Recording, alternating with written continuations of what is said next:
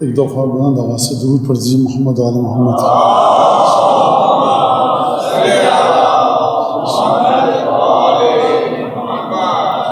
اعوذ باللہ من الشیطان الرجیم، بسم اللہ الرحمن الرحیم۔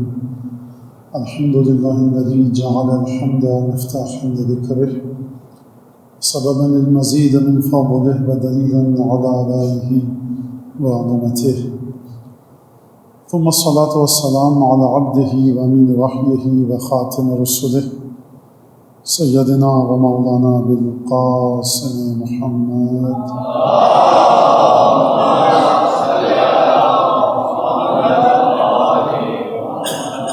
وعلى أهل بيته الطيبين الطاهرين الذين ذهب الله عنهم الرجس وطهرهم تطهيرا۔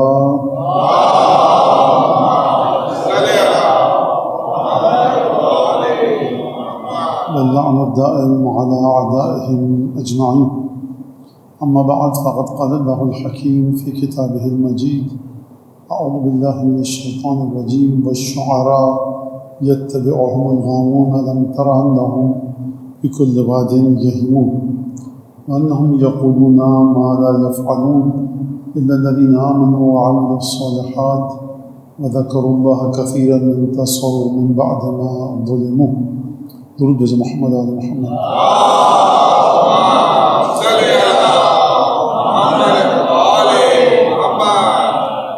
موضوع جو آج کی تقریر کا ہے یہ بہرحال مجھ سے ایک چوک ہو گئی اور ایک کوتاہی ہو گئی کہ میں موضوع 5 دنوں کا مختلف موضوعات پر یہ ارادہ تھا کہ مختلف موضوعات پر یہاں گفتگو ہوگی، کیونکہ پہلے عشر میں بہرحال یہ ہوتا ہے کہ ایک ہی موضوع چلتا ہے تقریباً 9 دن یا 9 شبوں تک، لیکن یہ جو میرا ارادہ یہاں پر تھا وہ میں نہیں بتا پایا، تو میں آپ کی خدمت میں اس وقت عرض کر دیتا ہوں کہ میر انیس کے یہاں زیارات کے اثرات، یعنی جو معصومین کی زیارات ہیں اس کے جو مضامین ہیں، مطالب ہیں، معانی ہیں، وہ انیس نے اپنی زبان میں کس طرح سے بیان کی، اور پھر اس کے بعد یہ بہرحال 40-45 منٹ، اور میں تاخیر کی معذرت بھی چاہتا ہوں کیونکہ اس شہر میں ٹریفک تو بہرحال آپ کے ہاتھ میں نہیں ہے، اور جو بندہ مومن لے کے آ رہا ہے وہ لے کے جا رہا ہے بندہ خدا، کوئی بھی کوشش ہے کی، لیکن بہرحال یہ ہے۔ اور یہ مت سمجھ گیا کہ میں مجلس پڑھ کے آ رہا ہوں، کیونکہ آپ حضرات کا یہی رہتا ہے کہ مولانا کو مجلس پڑھنے کی کیا ضرورت تھی، نہیں، میں کبھی بھی ایسے مجلس نہیں لیتا کہ اگر نزدیک تو مجلس سے ہوں، کیونکہ ٹریفک کا حال پتہ ہے، لہٰذا ابھی تک جو آپ غلط باتیں سوچ رہے تھے میرے ذہن میں اس کو آپ نکال دیجئے، ہم بڑی مشکلوں سے یہاں تک پہنچے بہرحال۔ تو ایک تو یہ کہ جناب میر انیس کے اشعار میں، مرثیوں میں زیارات کے معنی کو انہوں نے کس طرح سے قلم بند کیا ہے، اور ہم جب میر انیس کی بات کرتے ہیں تو ہم 14 معصومین کی تو بات نہیں کر رہے، نہ ہم انیس کو معصوم مانتے ہیں، نہ امام، نہ کوئی امام زادہ کہ جس نے ائمہ سے براہ راست تعلیم حاصل کی، غلطیوں کا امکان ہے۔ ہمارے مکتب میں خوبی ہی یہ ہے کہ 14 معصومین اور اس کے بعد جن کی ذمہ داری معصومین نے اپنی لسان مبارک سے لی انہی کو ہم غلطیوں سے مبرہ مانتے ہیں، ورنہ سب کو ہم غلطی کے دائرہ امکان سے باہر نہیں کر سکتے۔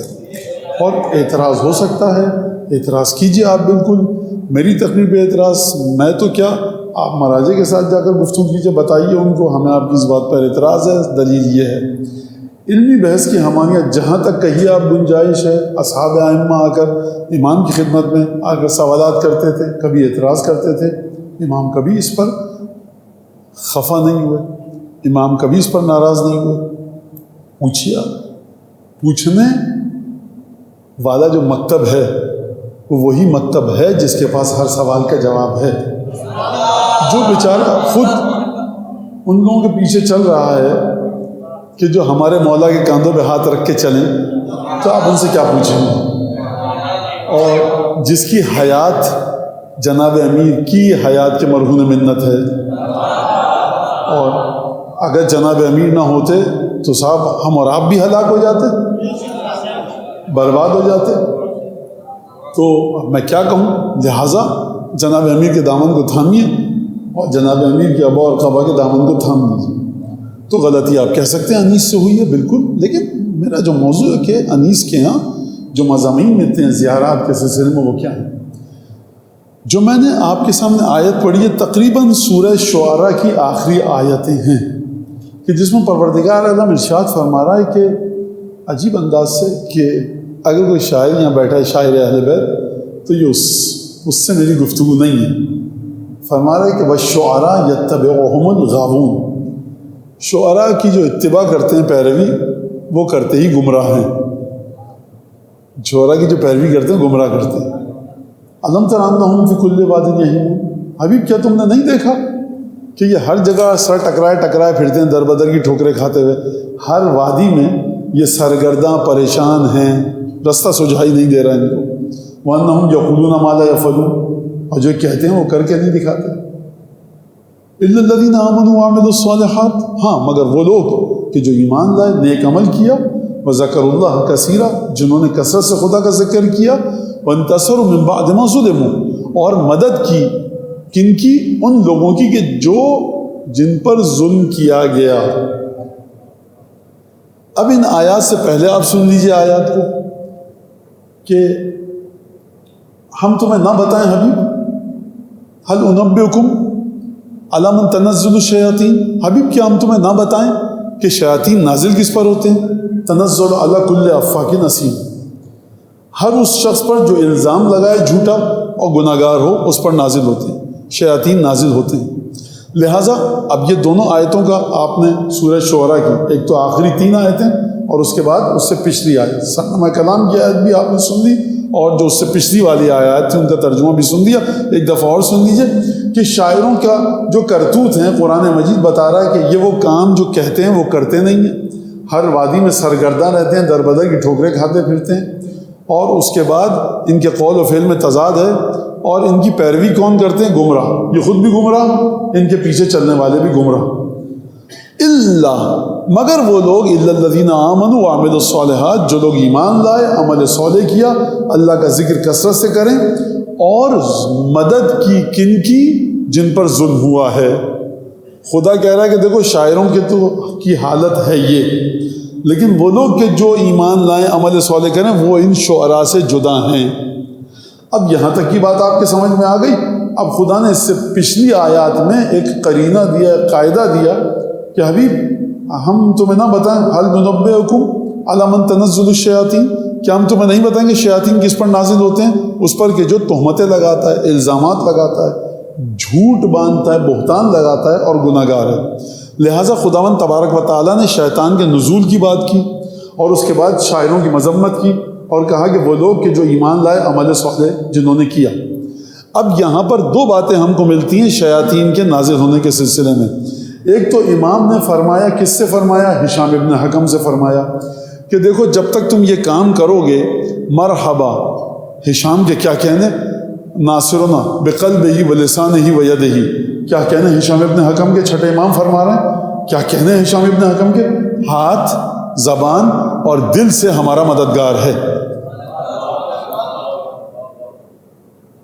اب یہاں پر مددگار ہے امام کا، اس چیز کو اپنے ذہن میں رکھیے۔ قرآن ایک اور بات فرما رہا ہے، دیکھو ان الشیاطین لیوحون الی اولیائہم، شیطان اپنے پیغامات چپکے بھیجتے ہی ان کو ہیں جن کی شیطان کے ساتھ بڑی اچھی دوستی ہوتی ہے۔ تو بھائی اب آپ یہ جو بات کر رہے ہیں کہ محبت اور نفرت، تو ہم اہل بیت کے چاہنے والے اسی لیے اپنی محبت کو لٹا چکے، اب محبت کا سرمایہ باقی ہی کہاں رہا جو ہم شما کو لیے لٹائیں؟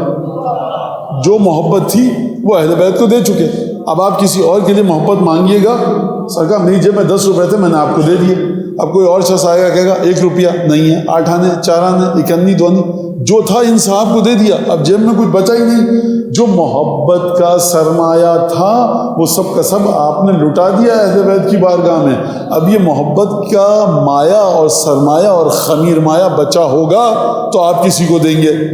آپ نے یہ بات سن لی، جب محبت آپ نے کر لی اہل بیت کے ساتھ، خدا فرما رہا ہے کہ شیاطین چپکے اپنے سچے چاہنے والے اور پیروکاروں کو پیغامات بھیجتے ہیں۔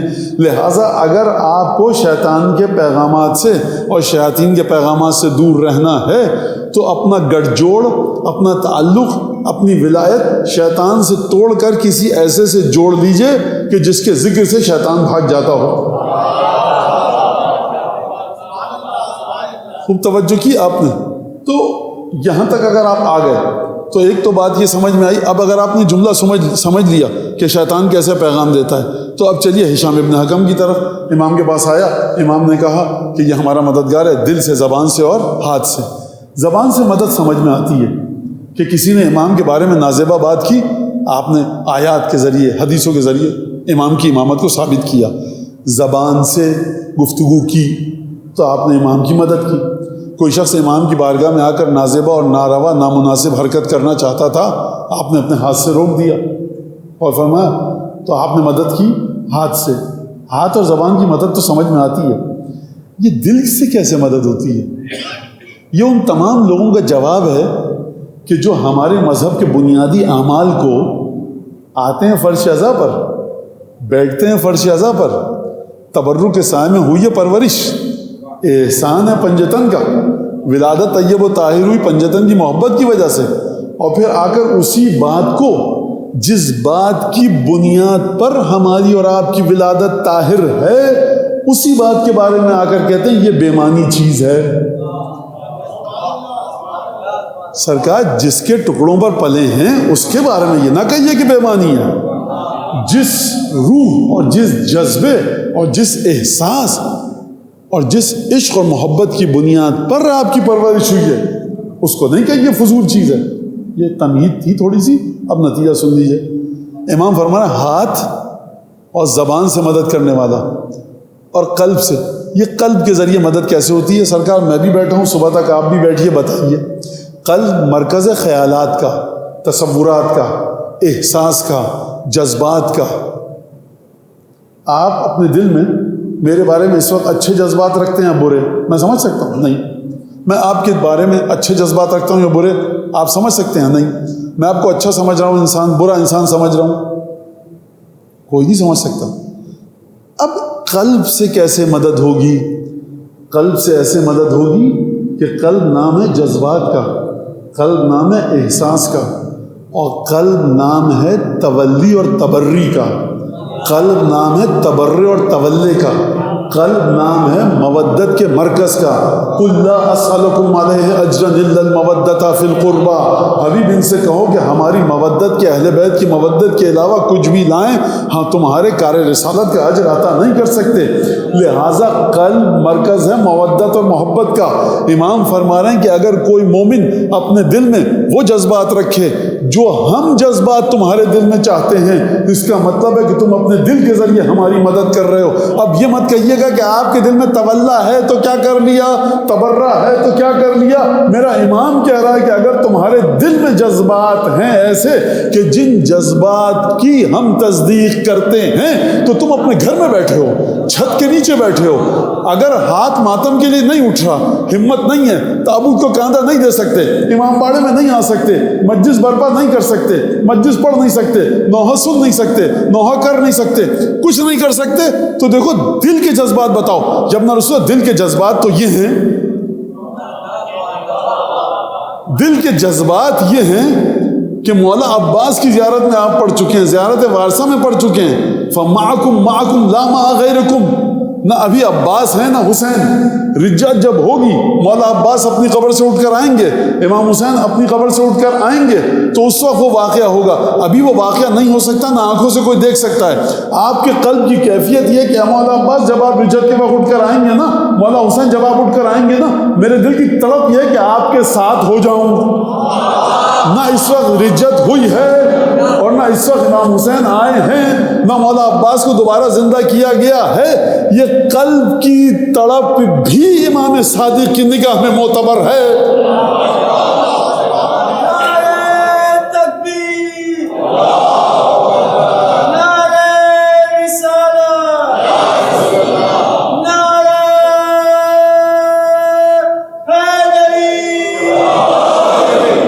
لہٰذا آپ اس بات کو سمجھیے کہ کس طرح سے اب یہ بات اگر ختم ہو گئی تو اب میں گفتگو شروع کروں تو کہاں سے شروع کروں، اور بات کو لے کے جاؤں تو کہاں تک لے کے جاؤں۔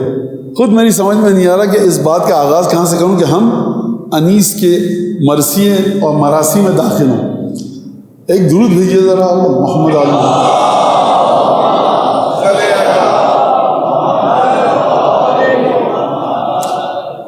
انیس اردو بولتے تھے، شمال ہند میں پیدا ہوئے، فیض آباد میں پیدا ہوئے، لکھنؤ میں انتقال ہوا، اور زبان اردو ہے، فارسی بھی آتی تھی، عربی بھی آتی تھی. نجف میں بھی شعراء تھے بہت سارے، وہ عربی بولتے تھے. ایران میں بھی بہت سارے شعراء تھے اہل بیت کے جو فارسی بولتے تھے.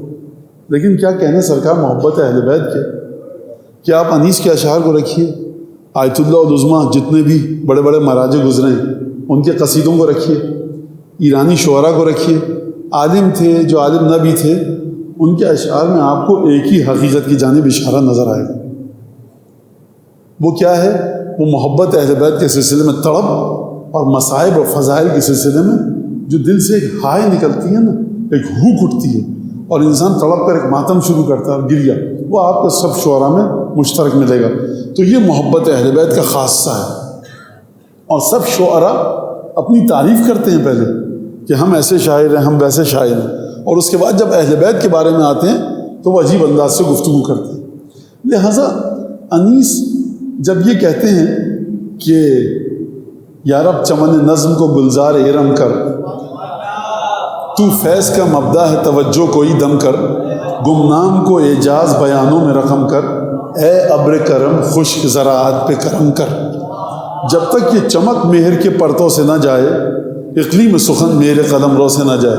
یعنی پروردگار جب تک یہ سورج چمک رہا ہے، اقلیم سخن یعنی شاعری کی بادشاہت کا جو ملک ہے اس کا بادشاہ میں رہوں. اور 1874 میں انتقال ہوا، تقریباً اس وقت 150 برس ہو گئے ہیں. اور اقلیم سخن کا مجھے نہیں پتا، لیکن مرثیہ لکھنے والا اس کے سامنے، اور ایسی بات نہیں ہے کہ اب اچھے مرثیے نہیں لکھے جا رہے، معیاری کلام ہے لیکن کم ہے بہت.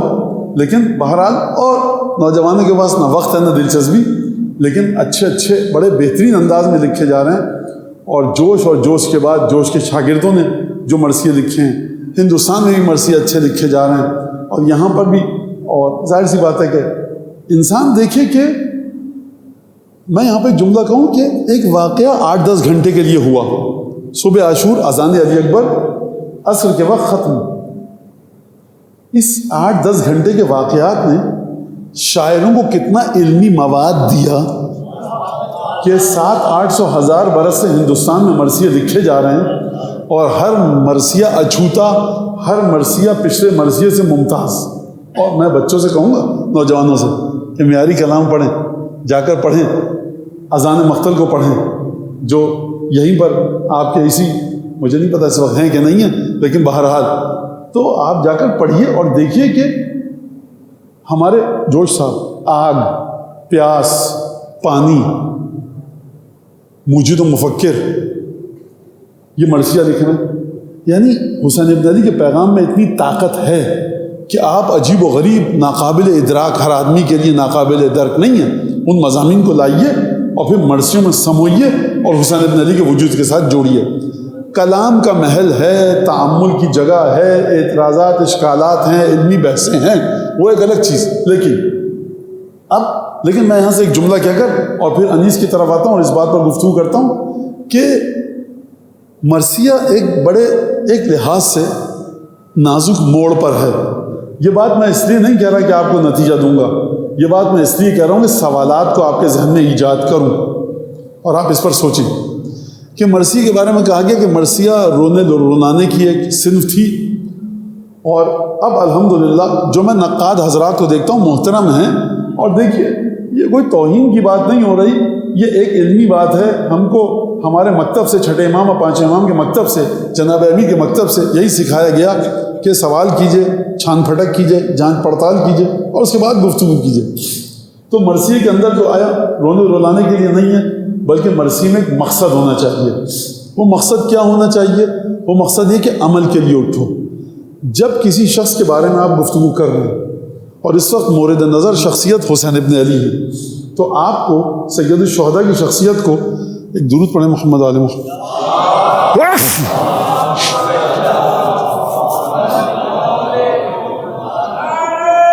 اگر یہ 2 پنکھے بند ہو سکتے ہیں کیا؟ یہ 2 پنکھے بند ہو سکتے ہیں اوپر؟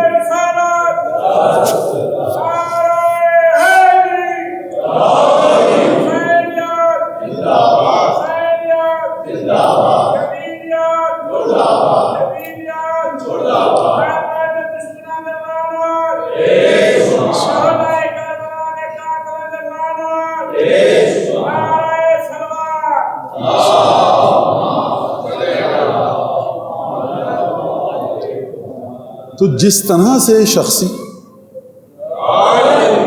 امام حسین کی شخصیت کو ان کے جد اور ان کے رسول اور ان کے پدر بزرگوار نے سمجھایا ہے، اگر مرثیہ امام حسین پر گفتگو کرتے کرتے اس مقصد سے دور ہو جائے تو یہ مرثیہ اپنے مقصد سے دور ہو گیا۔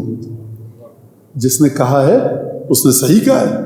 عصر عاشور، یہ ذرا ہمت سے سنیے گا، اس بات کو حوصلے سے سنیے گا۔ عصر عاشور کا مرثیہ، اس میں نماز اور روزے کی فضیلت کی بات مت کیجیے، اس میں آپ فرعی مسائل کی بات مت کیجیے۔ عصر عاشور کا مرثیہ نہیں، دیکھیے امام حسین کا کوئی مقصد تھا، وہ تو مقصد اگر آپ نے، امام حسین کا مقصد جو بھی تھا، عصر عاشور شہزادی سے سیکھے کہ وہ کیا کرتی تھیں، رسول اللہ سے سیکھے کہ وہ کیا کرتے تھے۔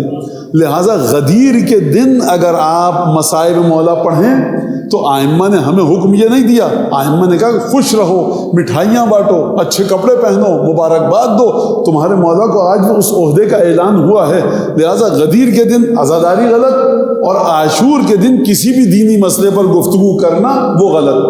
کسی بھی طرح کی کوئی بات ہو سرکار، کسی نے بھی آپ کے کسی بھی مقدس چیز کی توہین کر دی ہو، عاشور کے دن جو ایک قرخ کیا ہے اور قدغن لگائی ہے سید الشہداء کے نانا اور بابا اور مادر گرامی نے، خوب اس کو اچھی طرح سے سمجھیے، ورنہ اگر عاشور کے مصائب و فضائل میں اور غم کے ایام میں آپ نے ہر چیز کو آنے کی اجازت دی تو یہ وہ چیز نہیں رہے گی کہ جس کی جانب رسول خدا نے اشارہ کیا تھا۔ لہٰذا کوئی مرثیہ و سوز و سلام ہو، اگر وہ کسی بھی لحاظ سے اگر کوئی مخصوص دن ایسا ہے کہ جہاں پر صرف گریہ ہونا چاہیے، جہاں پر صرف ماتم ہونا چاہیے، کیونکہ یہ گریہ وہ ہے کہ جس کی جانب تاکید کی ہے آئمہ نے، یہ گریہ وہ ہے کہ جس کی جانب آئمہ نے زور دیا ہے۔ مرثیہ خان کو جب اپنے گھر میں بلاتے ہیں تو یہ نہیں فرماتے کہ کچھ کام کی باتیں بھی کرو، صرف اور صرف ہمارے جد کے مصائب پڑھو۔ امام صادق کو کون سے ایسے مصائب تھے کہ جس کا علم نہ تھا؟ سب مصائب کا علم تھا۔ کہا کہ تم سے سننا چاہتا ہوں، یعنی کیا مطلب ہے اس کا؟ چاہ کر دیکھیے اس بات کو آپ۔ لہٰذا مرثیہ لکھنے والے، سوز سلام لکھنے والے اگر اس طرف چلے جائیں کہ صاحب اس میں کوئی تبلیغ بھی ہونی چاہیے، نظمیں لکھیے آپ نماز کی شان میں، روزے کی شان میں۔ مرثیہ جب لکھ رہے ہیں تو غم حسین ابن علی اجاگر ہو۔ آپ کو اعتراض ہو سکتا ہے بالکل میری اس بات پر، اور یہ کہی اسی لیے رہا ہوں کہ ذہن میں سوالات آئیں تو پھر تب میں آپ کو کتابیں کھول کر دکھاؤں، پھر میں آپ کو زیارات سید الشہداء کھول کر دکھاؤں۔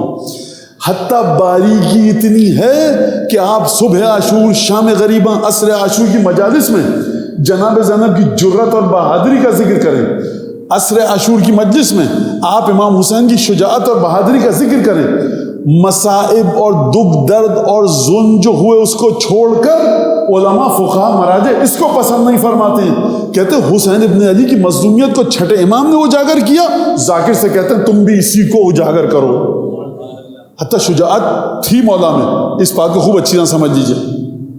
لہذا انیس یہ کہتے ہیں، لیکن اس کے بعد یہ کہتے ہیں کہ وہ آپ کے سامنے ہے کہ درود بھیجے محمد آل محمد۔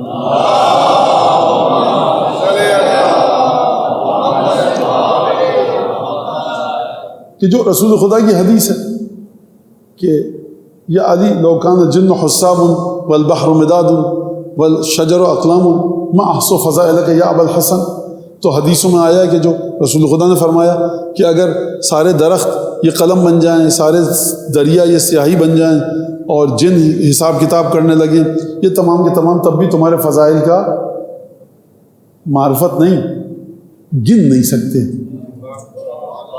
معرفت بات کی بات ہے، گن نہیں سکتے۔ لہٰذا آپ کو حدیث و زیارت ہو اس کے اندر ملے گا کہ جو بھی جناب امام علی بن ابی طالب علیہ السلام کے لیے چیز آئی،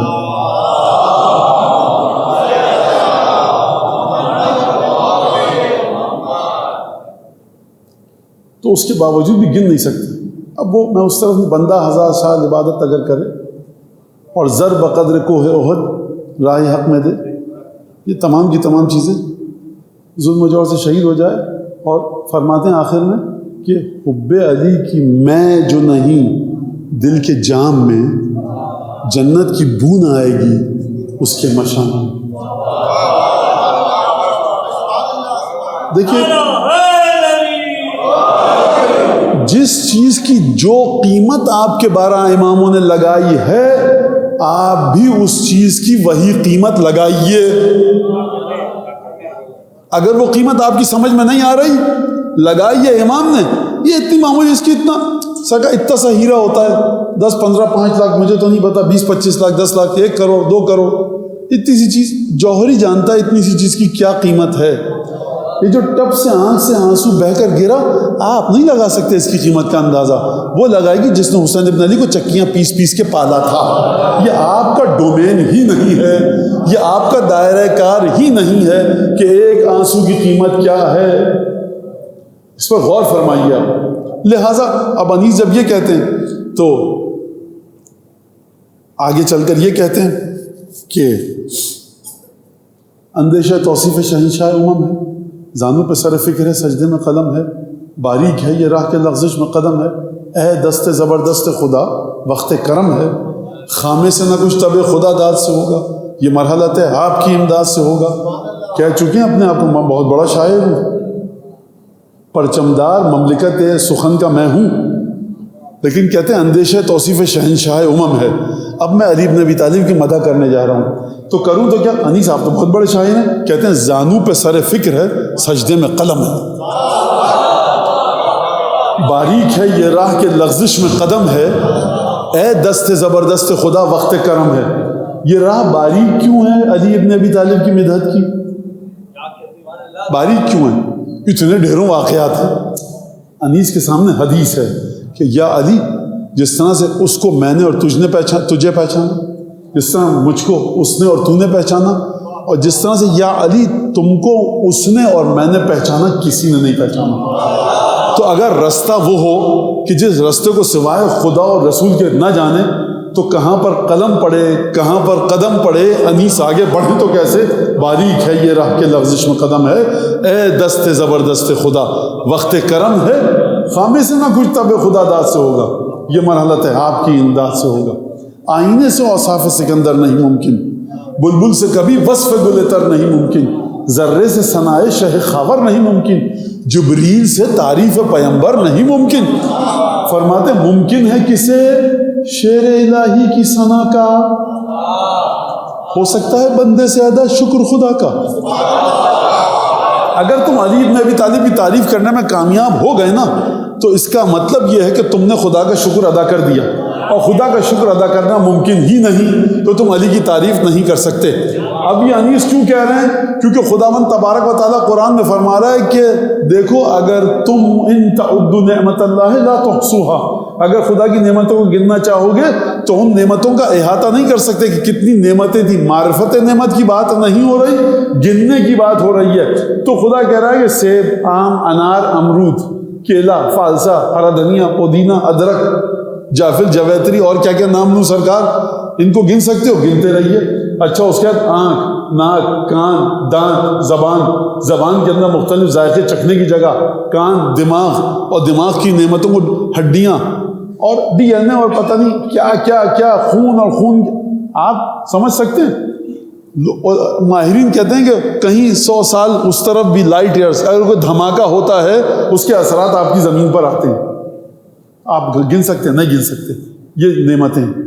تو یہ بتائیے آپ، یہ سیب، انار، امرود اور آلو اور پودینہ اور پیاز اور ماش اور مونگ کو آپ نہیں گن سکتے، تو یہ بتائیے کہ جس کے ذریعے خدا نے اپنی نعمتوں کو تمام کیا ہو، الیوم اکملت لکم دینکم واتممت علیکم نعمتی، تو اس کو آپ کیسے؟ باریک ہے یہ راہ کے لغزش میں قدم ہے۔ انیس کے سامنے امام سجاد ہیں، بیٹا محمد باقر ذرا رجسٹر لے کر آؤ جس میں ہمارے دادا کی عبادتیں ہیں۔ کون کہہ رہا ہے؟ امام سجاد۔ امام باقر لے کر آئے، پڑھا، نبذہ تزجرا، ایک دفعہ کا من اتیح لہ بذالک، کس میں طاقت ہے کہ جو ہمارے دادا جیسی عبادتیں کر سکے. کون کہہ رہا ہے؟ میں نہیں کہہ رہا، شیخ طوسی علامہ ہلوی نہیں کہہ رہے، سید ساجدین کہہ رہا ہے، زین العابدین.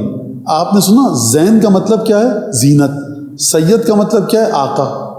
یعنی جتنے بھی لوگ عبادت کرتے ہیں، سلمان فارسی، ابو ذر غفاری، مقداد، میثم، جناب فضہ، رعایا کی بات کر رہا ہوں، جناب ابو الفضل، جناب زینب کی بات نہیں کر رہا.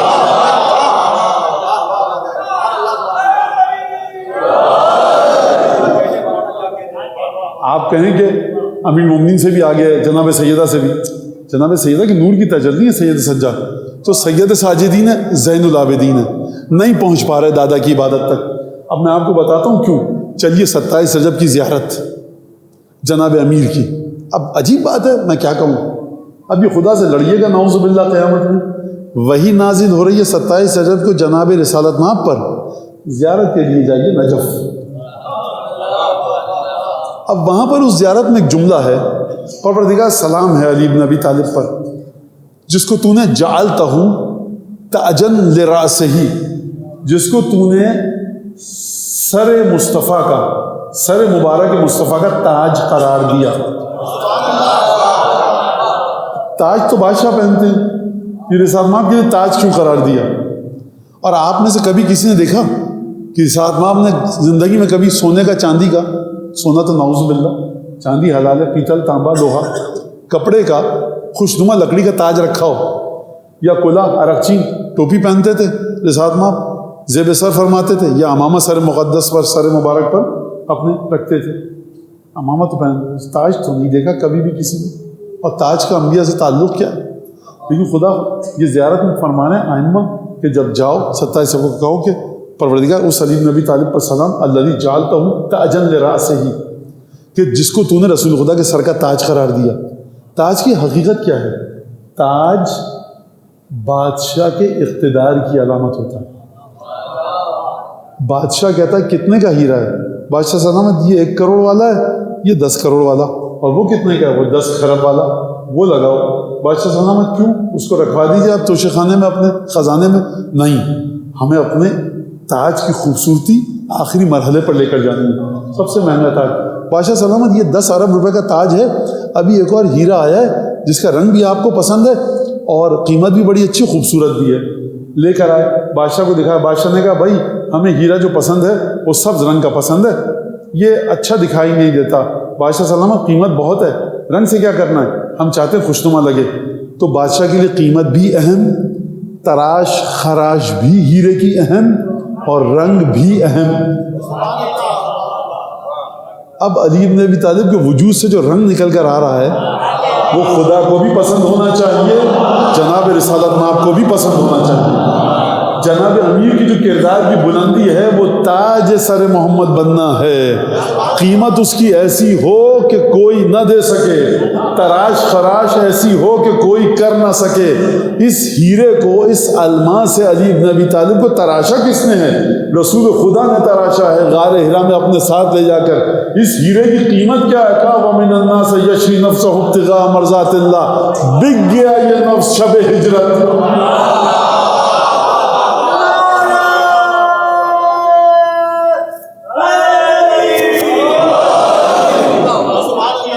تاجن لراسہ ہی. اور پھر فرمایا اب یہ بات آ گئی زیبائی کی، خوشنمائی کی، دلکشی کی، دل فریبی کی، جاذبیت کی، دیکھنے والا ٹھٹک کے رک جائے. یہ تاجن لراسہ. اب تاج کی تو ضرورت نہیں ہے صرف رسول خدا کو. فرمایا یدن لباسہ ہی. اور اے محمد ہم نے قرار دیا، اللہ تبارک و تعالیٰ تو نے قرار دیا جناب امیر کو محمد مصطفیٰ کے ہاتھ کا خوف اور دست مبارک کی دہشت. یعنی جب مصطفیٰ اپنے دست مبارک کی دہشت کا اظہار کرنا چاہیں تو کون ہے مصطفیٰ کا ہاتھ؟ وہی جو خدا کا ہاتھ ہے وہی مصطفیٰ کا ہاتھ ہے. وَيَدًا لِبَأْسِهِ. پروردگار محمد مصطفیٰ کی ذات کی، ہاتھ کی جو ہیبت اور خوف نکل کر آئے گا وہ علی بن ابی طالب کے وجود سے نکل کر آئے گا. خوب توجہ کیجیے گا آپ نقطے پر. یہاں پر زیارت نے یہ نہیں کہا وَجَعَلْتَ يَدَ عَلِي بْنِ أَبِي طَالِبٍ يَدًا لِبَاسِهِ. خدایا تو نے علی کے ہاتھ کو مصطفیٰ کی ہیبت اور خوف کا ہاتھ قرار دیا. ہاتھ کی بات نہیں ہو رہی جناب امیر کے، وجود جناب امیر کی بات ہو رہی ہے. یعنی سرتاپا وجود جناب امیر کیا ہے؟ وہ دست خدا ہے، دست رسول خدا ہے. جب ہیبت کا اظہار ہوگا رسول خدا کی تو کسی بھی طرح سے ہو سکتا ہے. اب علی بن ابی طالب کا دل چاہے تو جلال کے عالم میں خطبہ پڑھیں، یہ رسول خدا کے دست مبارک کی ہیبت کا اظہار ہے. کسی کو غیظ کے ساتھ دیکھیں، رسول خدا کے دست مبارک کی ہیبت کا اظہار ہے. ذوالفقار چلائیں، رسول خدا کے دست مبارک کی ہیبت کا اظہار ہے. ذوالفقار رکھ کر 4 انگلیاں گاڑ کر دروازہ خیبر کو اکھیڑ لیں، یہ مت سمجھنا یہ علی نے کیا. علی کے وجود میں طاقت ہی مصطفیٰ کی ہے. لہٰذا اب آپ کی سمجھ میں آیا، ہم جو جناب امیر کی اتنی تعریف کرتے ہیں، در حقیقت تعریف یہ ہے کہ جس جوہری کے ساتھ رہے، اس نے شخصیت کو جو برکتیں عطا کی، اگر جناب امیر نہ ہو تو آپ دنیا کے سامنے دکھائیں گے کس کو کہ یہ تھا ہمارے رسول کا شاہکار.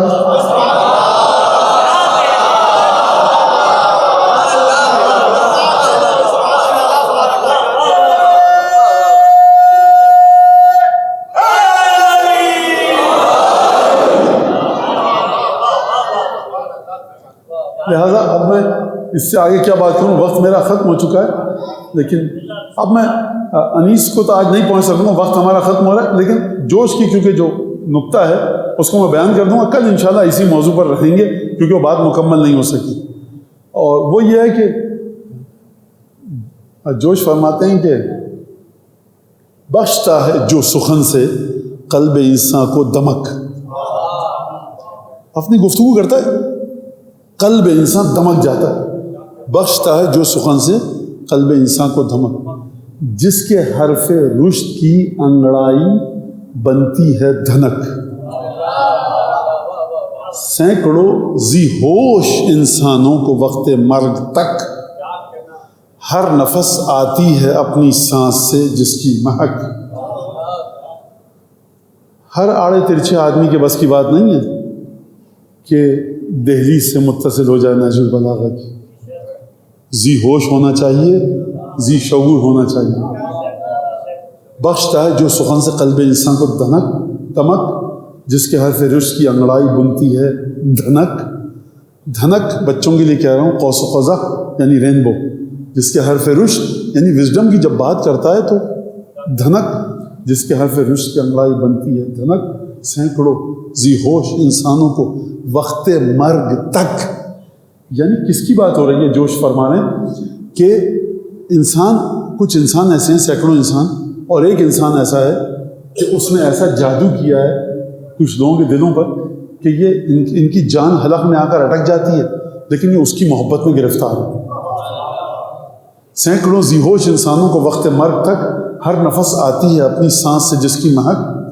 اور اب یہ سنیے گا ذرا مصرع، کیا کہنا ہے. اور یہ وہ بزرگ سنے کہ جو تقسیم سے پہلے کیا سنا ہے میں نے اپنے بزرگوں سے کہ یہ طریقہ ہوتا تھا. اور یہ طب ائمہ میں بھی کہیں کہیں آیا ہے کہ پیروں پر مہندی لگا کر چارپائی پر لیٹ جاتے تھے گرمیوں کی دوپہر میں کہ، اور یہ طب ائمہ میں طب جو جڑی بوٹیوں والی طب ہے اس میں کہتے ہیں کہ یہ گرمیوں کے موسم میں اگر خالص مہندی تلوے پہ لگائی جائے تو وہ جگر کے عمل کو اچھا کر دیتی ہے. دیکھیں میں کوئی نسخہ نہیں بتا رہا، نہ میرا کام ہے، میں نے بتایا کہ یہ ایک ملتی ہے چیز. تو مولانا نے بتایا نہیں، میرا جو ہم بربادی کا شکار ہوئے اسی لیے جس کا جو کام نہیں ہے وہ کر رہا ہے.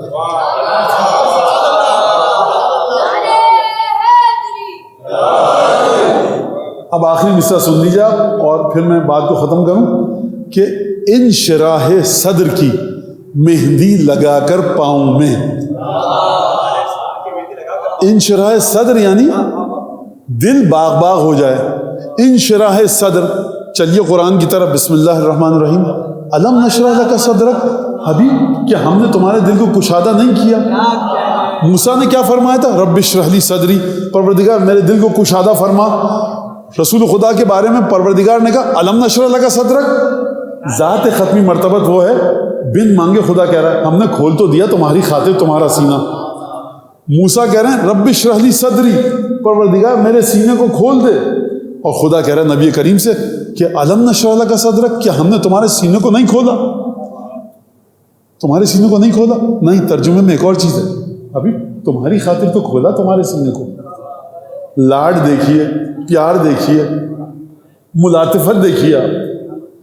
انشراح صدر کی مہندی لگا کر پاؤں میں بیٹھتی ہے زندگی جس کی نظر کی چھاؤں میں. اس کا مطلب کیا ہے؟ کیا مطلب ہے اس کا؟ اس کا مطلب یہ ہے کہ جب آپ دعائے کمیل پڑھتے ہیں, ترجمہ پڑھا, عربی پڑھی, دل کو سکون آ گیا, زندگی کے جھمیلے ہیں, بکھیڑے ہیں, زندگی کی گرفتاریاں ہیں, پریشانیاں ہیں, نہج البلاغہ کھولی, کلمات قصار پڑھے, پڑھتے رہیں, 10 پڑھے, 20 پڑھے, 30 پڑھے, ترجمے کے ساتھ پڑھ رہے ہیں. ایک عجیب دل کو علی بن ابی طالب کے جملوں نے گرفت میں لے لیا. یہی تو جوش کہہ رہے ہیں, زندگی انشراح صدر کی. جب ایک دفعہ علی بن ابی طالب کے جملوں کو پڑھو گے نا, مولا حسین کے ساتھ اپنی لو لگاؤ گے, مولا حسین کے ساتھ تعلق کو بڑھاؤ گے, تو خود بخود دل تمہارا باغ باغ ہو جائے گا, شاد ہو جائے گا. ایسا نہیں کہ جب آپ زیارت وارث پڑھ کے نکلے, 4 آنسو بہائے, تو آپ کے بینک میں 4-5 کروڑ روپے آ گئے. اسی غربت کے ساتھ آپ لڑ رہے ہیں, انہی حالات کے ساتھ آپ لڑ رہے ہیں جو ناملائمات ہیں, ناگوار حالات ہیں. لیکن انشراح صدر کی زندگی جنت میں نہیں چلی آتی ہے, رہتی اسی دنیا میں. انشراح صدر کی مہندی لگا کر پاؤں میں بیٹھتی ہے زندگی جس کی نظر کی چھاؤں میں.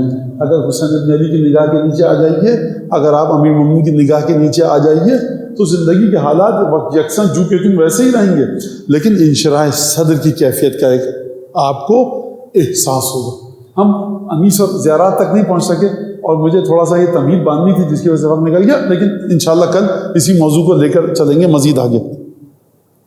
یہ تو بات یہ ہے کہ اب آپ سمجھیے کہ آپ یہاں تک آ گئے.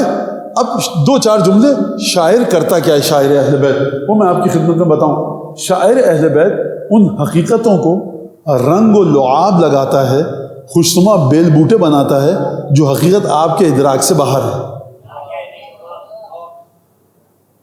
مولا گئے, دیکھیے مولا گئے, خیبر میں بلایا, کہاں ہے علی؟ یہ رہے علی, رمد العین, آنکھوں میں تکلیف تھی, اور فتح فی عینہ, لعاب دہن لگایا, اور یا رسول اللہ تھوڑی دیر انتظار کر لیجئے کہ ابھی آنکھیں صحیح تو ہو جائیں. نہیں کہا, علم دیا, اور گھوڑے پہ بیٹھ کے مظلوم چل پڑا.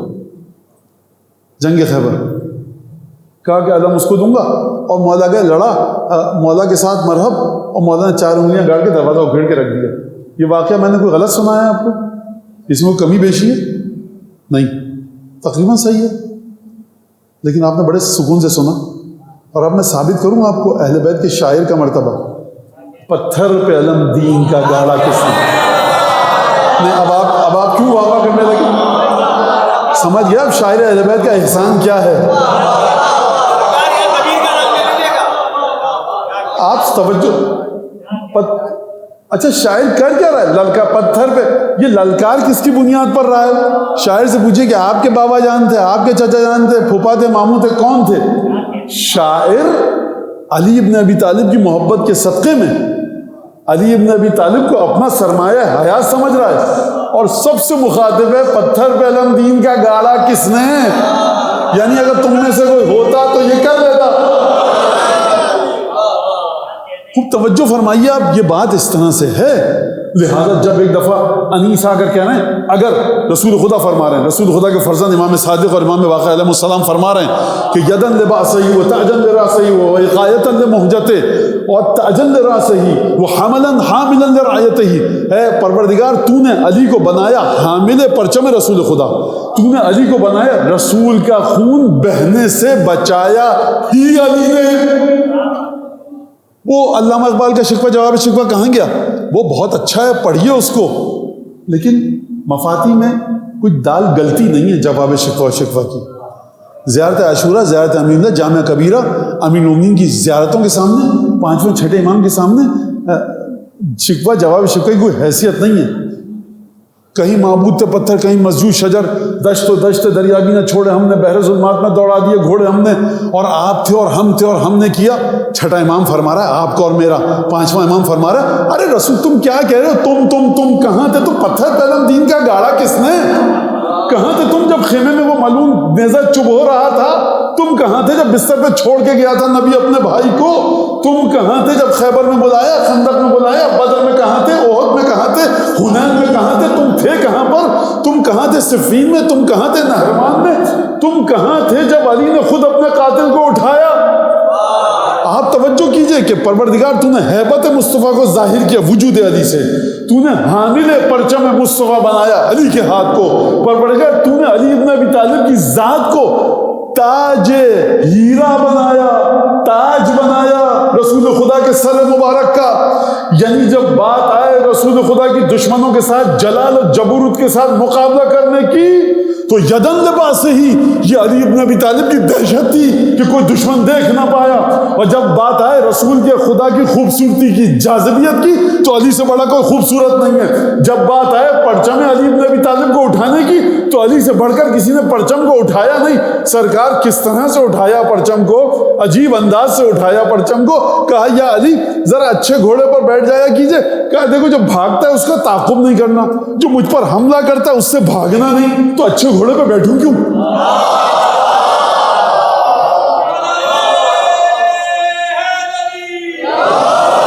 لہذا آپ جائیے بالکل شوق سے تیز رفتار گھوڑا لے کر آئیے، اگر ادھر فائدہ نہ دے گا تو ادھر تو دے ہی دے گا۔ خوب توجہ فرمائیے آپ، یدن لباس ہی و تاجن لراس ہی، یہ تمام کی تمام آپ بات سمجھے جو زیارت 27 رجب کی زیارت میں آئی ہے۔ اب ایک دفعہ انیس کہتے ہیں حسین ابن علی آئے اور شہادت کا وقت قریب ہے، فرمانے حسین ابن علی کس کے پدر کا نام جناب امیر ہے؟ کس کا پدر رسول خدا کا وزیر ہے؟ دونوں جہاں میں کون بشیر و نذیر ہے؟ اپنا تعارف نہیں کروا رہے، بابا کا کروا رہے ہیں انیس کی زبان میں۔ کیوں؟ کیونکہ بنیاد ہے ہی علی ابن ابی طالب۔ کس کا پدر رسول خدا کا وزیر ہے؟ بنیاد کفر کس نے جہاں سے مٹائی ہے؟ کس نے نبی کے دوش پہ معراج پائی ہے؟ پیدا ہوا جو کعبے کے اندر وہ کون ہے؟ چیرا ہے جس نے مہد میں اجدر وہ کون ہے؟ توڑا ہے جس نے قلعہ خیبر وہ کون ہے؟ عجیب انداز۔ درود بھیجو محمد علی محمد۔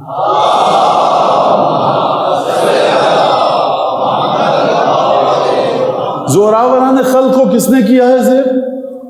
کہتی ہے کس کو خلق دو عالم خدا کا شعر؟ بھوکے کو کس ولی نے کیا 3 روز سیر؟ دونوں جہاں میں کون علی سا ہوا دلیر؟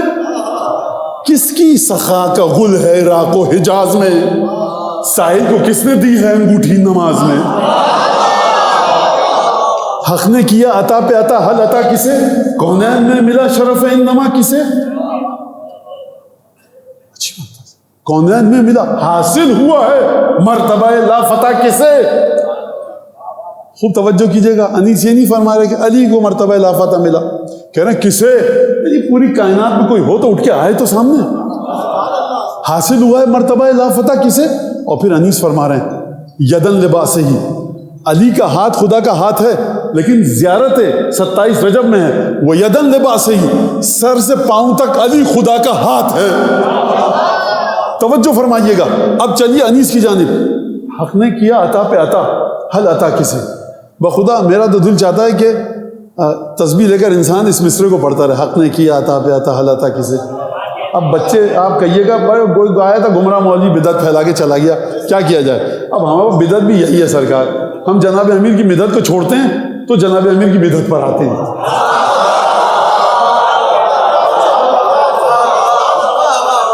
تو فرمایا کہ حق نے کیا عطا پہ عطا، حل عطا کسے؟ کونین میں ملا شرف انما کسے؟ اور حاصل ہوا ہے مرتبہ لا فتح کسے؟ اب سنیے گا، ختم اور مسائل کی طرف آتا ہوں۔ فرماتے ہیں کہ دنیا میں کون منتظم کائنات ہے؟ دنیا میں کون منتظم کائنات ہے؟ کس کو کہا خدا نے؟ کس کو کہا خدا نے؟ کس کے ہاتھ کو نہیں، کس کو کہا خدا نے کہ یہ میرا ہاتھ ہے؟ اگر علی بن ابی طالب سرکار چھوڑ دیا بات پھیل جائے گی، لہٰذا خوب توجہ کیجئے کہ انیس کی جو مدحت ہے مرثیوں میں، وہ جا کر اس کی جڑیں زیارت میں ملیں گی آپ کو۔ کبھی کبھی معیاری کلام بھی سن لیا کیجئے۔ تو آپ انیس کو، آپ بچوں کو انیس کے ساتھ آشنا کیجئے، جوش کے ساتھ آشنا کیجئے، کہیے کہ کیا رہے ہیں۔ اور ایسے ماں باپ تھے تو یہی ہوگا۔ فارسی کی جو توضیح مسائل شیخ بہائی کی نام آپ نے سن چکا ہے، انیس کی مادر گرامی مسائل شریعہ دیکھنے کے لیے فارسی کی توزیع المسائل، شیخ بہائی کی توزیع المسائل ہے، بڑی مشکل ہے. آج جو 5-6 سال فقہ پڑھ لے اس کے لیے بھی مشکل ہو جاتا ہے کبھی پڑھنا. انیس کی ماں کامل جو شیخ بہائی کی جو توزیع مسائل تھی فارسی کی، اس کو پڑھتی تھی. اتنی مقید متشرع خاتون تھی، باپ ایسے تھے. تو یہ انیس نے کیا کام کیا ہے. اور وقت ہمارا نکل گیا. ہم کل میں نے عرض کیا کہ پھر اسی موضوع کو لے کر آگے چلیں گے، اور کس طرح سے جیسا کہ میں نے عرض کیا کہ ان بیویوں کی مظلومیت کو بیان کیجیے. اور شجاعت بھی ساتھ میں ہے، بہادری ساتھ میں ہے، دلاوری ہے، لیکن مظلومیت ہو تذلیل نہ ہو. مظلومیت ہو، شجاعت کا رنگ بھی ہو خفیف سا، لیکن مظلومیت کے کون سی بیویاں تھیں، کون سی شہزادیاں تھیں، اس کے بعد کس طرح سے انہوں نے برداشت کیا تمام مظالم کو. اور شجاعت اسی مظلومیت کے ساتھ ساتھ پہنچانی ہے آپ کو، کیونکہ شجاعت پر انسان واہ واہ کر سکتا، گریہ نہیں کر سکتا. غم حسین ابن علی کا مدعا یہ ہے، اور جو نیت ہے ائمہ کی 5ویں چھٹے کہ گریہ ہو.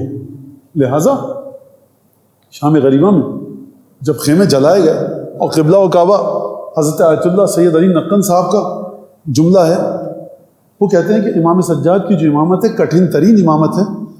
پہلا مسئلہ جو امام بننے کے بعد امام سجاد نے بیان فرمایا ہے وہ پھوپھی نے پوچھا ہے. اور مسئلہ کتنا دردناک ہے. بیٹا سجاد یہ بتاؤ کہ خیموں میں جل کے مر جائیں یا پردے کی حفاظت کریں، جان بچائیں یا پردہ. آپ دیکھیے جناب زینب کو اتنا معمولی مسئلہ نہیں پتہ ہوگا. امام وقت کی اطاعت دیکھیے. بیٹا سجاد، جو کہ آپ مقتل میں سنتے، ایک دفعہ شہزادیاں خیمے سے نکلی. کون سی شہزادیاں خیمے سے نکلی؟ کہ جن کے دروازے پر رسول خدا آ کر سلام کرتے تھے. خیمے جل چکے، شام غریبہ کا سورج ڈوب چکا. واقعہ عاشور کب کا ہے یاد ہے نا آپ کو؟ 11ویں کی شب ہے. جب 11ویں کی شب آتی ہے تو چاند کی روشنی بڑی دھیمی ہو جاتی ہے. بچیاں بھی ساتھ ہیں سہمی ہوئی. کسی کا باپ مارا گیا ہے، کسی کا بیٹا، کسی کا چچا، کوئی اپنے شوہر کو کھو چکی ہے. آپ جانتے ہیں، میں ایک بات بتاؤں، مقاتل اگر آپ جا کر پڑھیں گے نا، کسی مقتل میں آپ کو نہیں ملے گا کہ شام غریبہ میں جلے ہوئے خیموں کے پاس بیٹھ کر بیویوں نے گریہ کیا ہو. آپ کو پتہ ہے کیوں نہیں کیا؟ اس کی کیا وجہ سمجھ میں آتی ہے. قلب کی کیفیت اتنی ماں تو مبہوت تھیں شہزادیاں، ایک ایسے نفسیاتی حالت سے گزر رہی تھیں کہ شہزادیوں کے پاس گریہ کرنے کا بھی حوصلہ نہیں تھا. ایک عجیب کیفیت تھی، یعنی بے حس و حرکت، ایک بے جان مجسموں کی طرح تھی یہ بیوی. حسین کی وصیت تھی، بہن میرے بچوں سے خبردار، ہمارے قافلے میں جو بچے آئے ہیں ان سے خبردار. ایک دفعہ بچوں کو جب گننا شروع کیا، 2 بچے نہیں تھے. بیویاں آواز دیتی ہوئی صحرا کی طرف گئیں. رات کا اندھیرا ہے، 14ویں کا چاند نہیں ہے یہ چاند اپنے محاق میں جا چکا ہے، بڑی مدھم دھیمی سی روشنی ہے. بس ایک دفعہ دیکھا 2 بچے باہیں ڈال کر ریت پر سو رہے ہیں. شہزادیاں سمجھیں کہ بچے پیاس کی شدت کی وجہ سے غش کھا کے سو چکے ہیں. اب جو جا کر آواز دی تب بھی نہیں اٹھے، شانہ پکڑ کے ہلایا تب بھی نہیں اٹھے. اب جو ان بچوں کو ایک دوسرے سے جدا کیا گیا اور جب ٹٹولا گیا تو ان بچوں کے سینے زخمی تھے. عزیزوں، وہ نیزے اور تیر اور تلوار کا زخم نہیں تھا، وہ گھوڑوں کی ٹاپوں کا زخم تھا. جب شام غریبہ میں اشقیاء نے حملہ کیا تھا نا حسین کے خیموں پر، تو یہ بچے سراسیمہ ہو کر اس انداز سے دوڑے تھے کہ کئی ہزار کا لشکر جب گھوڑوں پر سوار ہو کر آئے گا تو یہ بچے زندہ حالت میں گھوڑوں کی ٹاپوں تلے روندے گئے تھے اس مظلومیت کے ساتھ. ان بچوں اللهم كن لوليك الحجة ابن الحسن صلواتك عليه وعلى آبائه في هذه الساعة وفي كل ساعة وليا وحافظا وقائدا وناصرا ودليلا وعينا حتى تسكنه ولقد مقام طويلا. آنے والے ہم سب کی دعاؤں کو قبول فرما. حسین ابن علی کی عزاداری کی ہم آپ کو خدمت کرنے کی توفیق عطا فرما. جو خدمت کر رہے ہیں اسے اس خدمت کو قبول فرما. ہمارے ضرورت اعزاء ارحام والدین جو بھی لوگ جن کے ہم پر حق دنیا سے جا چکے ہیں ان کی مغفرت فرما. اس امام باڑے کو بنانے والے خدمت گزار جنہوں نے بھی اس مجلس میں شرکت کی، جس طرح سے بھی حصہ لیا، جو بھی خدمت ہے سو سلام مرثیہ دلی چاہتی جو جس طرح سے گھروں میں جو لوگ بیٹھے ہیں سب کی حاجتوں کو پورا فرما. حضرت حجت کی بارگاہ میں اس مجلس کی شرفت قبولیت سے سرفراز فرما.